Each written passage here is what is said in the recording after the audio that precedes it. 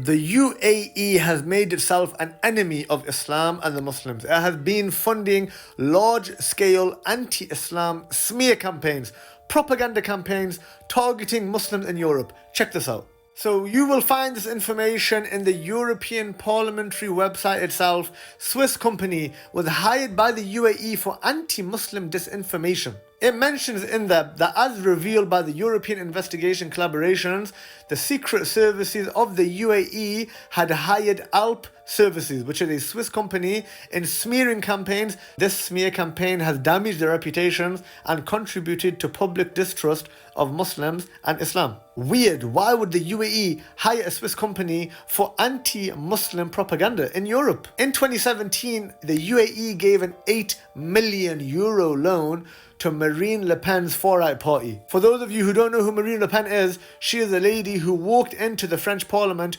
wearing a niqab as a gesture, as a symbol of being anti-Islam, anti-Muslim. She wants the hijab to have a complete ban in France. In fact, French Muslims say about her that if she wins, they fear that France is going to become an apartheid state against the Muslims living there. So why is the UAE hiring firms to spread anti-Islamic propaganda? Why is the UAE funding far-right French political parties who are openly anti-Islam? They even pay social media influencers to tell the line.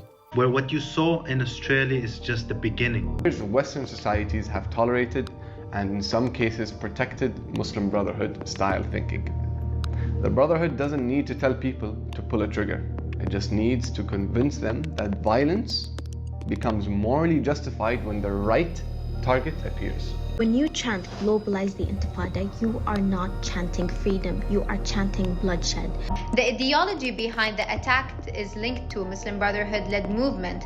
The same ideology driven the army committing crimes in Sudan. In fact, only in the last day or two, the UAE has cut funding for its own students to study in the UK out of fears of them being quote-unquote brainwashed by the Muslim Brotherhood ideology. And really, this is what it comes down to. The UAE fears a resurgence of a correct political, ideological understanding of Islam. They fear that because of the revival of Muslims, specifically in Europe, being allowed to have certain discussions, being allowed access to certain information, that this is going to hurt their authority, their seats on power, because they know their thrones are only maintained via being a brutal, tyrannical police state. They know that their actions go against the large sentiments of the Muslim world, because if an intellectual revival does take place within Muslims across the Muslim world, there's no way that they can give $10 billion to the Zionist occupiers after what they've been doing. There's no way that they could get away with continuing normalization. There's no way that the people would accept giving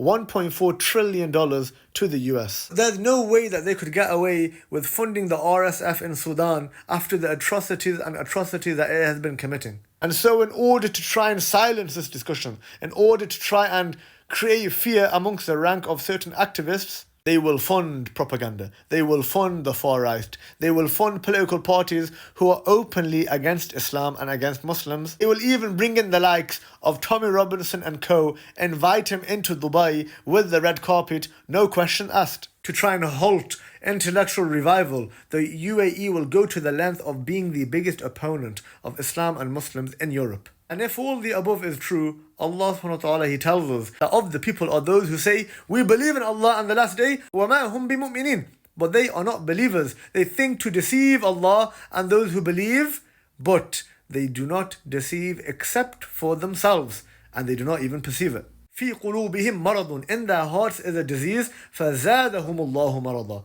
Allah has increased that disease. وَلَهُمْ عَذَابٌ أَلِيمٌ بِمَا كَانُوا يَكْذِبُونَ. And for them is a painful punishment because they used to habitually lie. This is not a post of takfir, but if these people are genuine opponents of Islam and Muslims, then these ayat of the munafiqeen would apply to them and the likes of them.